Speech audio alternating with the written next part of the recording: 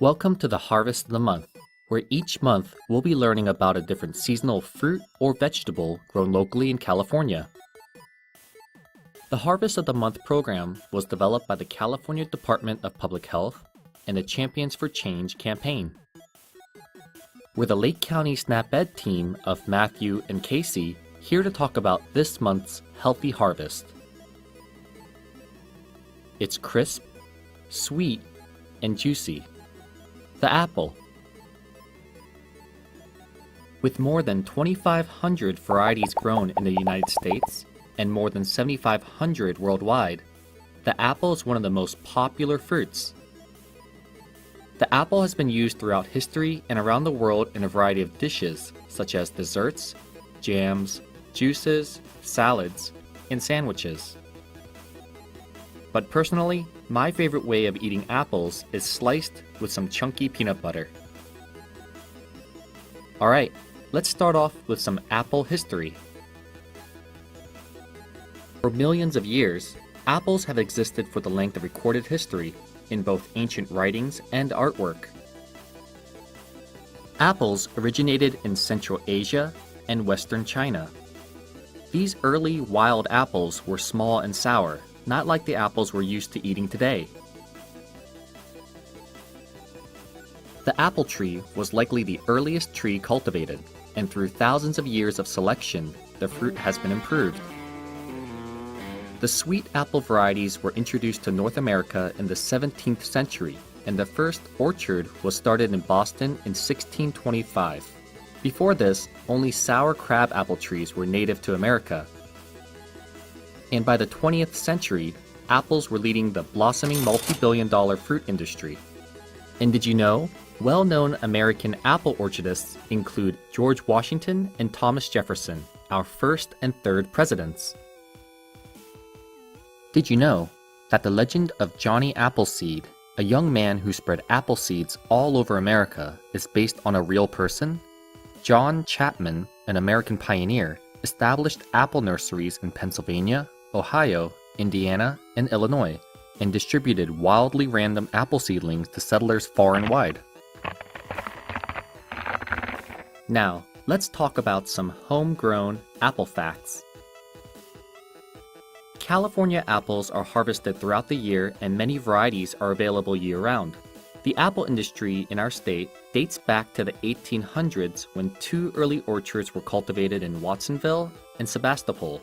Today, there are more than 450 growers, making California the fifth largest commercial producer of apples in the United States. Time to learn about how apples grow. The apple is part of the Rosaceae family, which includes the pear, peach, plum, and strawberry. While apple trees can be grown from seed, it would take about 7 to 10 years before the tree reaches maturity and produces any fruit.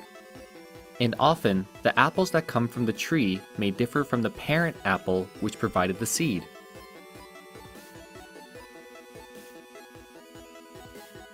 Instead, most apple trees are produced using a technique called grafting. Grafting is where you join two plants together. So, you can take a cut from a certain apple tree variety you want to grow and place it on another apple tree. As the two grow together, the grafted part will continue growing apples from the tree variety it originally came from. And apple trees grow best in full sun and can live for more than 100 years. On average, a tree produces about 75 to more than 130 pounds of apples each year. While we can't cover the more than 10,000 apple varieties worldwide in this video, we'll go over some of the most popular ones eaten in the United States. The sweet, crisp, and juicy Red Delicious, probably the most well-known apple variety in the US. The tangy and tart Macintosh, which was also the name of the first mass-market personal computer developed in the 80s by an upstart computer company named Apple. The sweet apple named after the famous mountain in Japan, the Fuji. The ideal apple for snacking, the Royal Gala, named in honor of Queen Elizabeth II. the sweet and crisp college-educated apple developed by the University of Minnesota and the official state apple of Minnesota, the Honeycrisp. And the delightfully tart and green apple discovered in Australia by one Maria Ann Granny Smith, the Granny Smith apple. Did you know, one of the first US astronauts and the first American to orbit the Earth, Colonel John Glenn, carried pureed applesauce in squeezable tubes on his first spaceflight.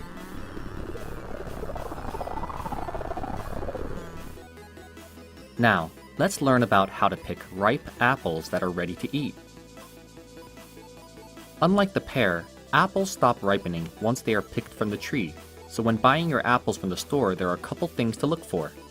Ripe apples should be firm and not feel spongy when squeezing them.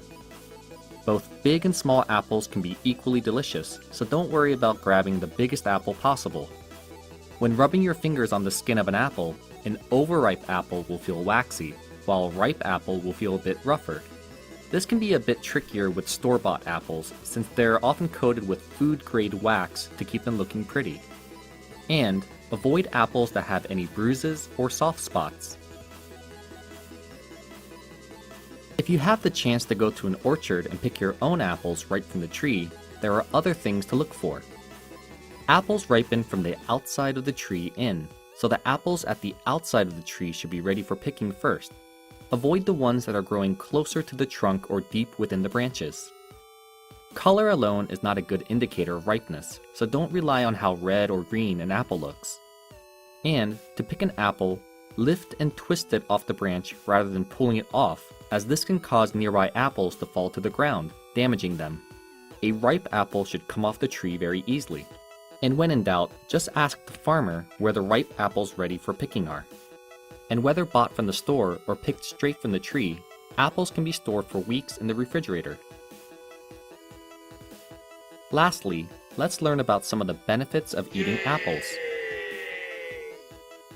One medium-sized apple contains vitamin C and dietary fiber.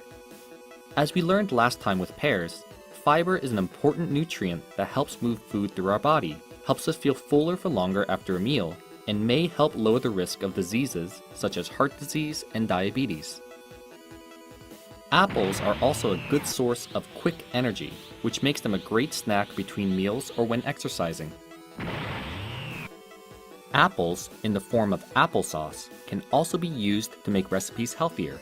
Applesauce can be used as a substitute for oils and butter in various baked goods like cookies, muffins, and pies. Substituting applesauce for other fats gives your baked goods the added benefit of less fat and calories, while also infusing a delicious apple flavor and sweetness without having to add any more sugar. And remember, according to the MyPlate food guide, a healthy plate at every meal should be half fruits and vegetables, like apples, to keep your body healthy. Thanks for joining us for today's presentation. See you next time.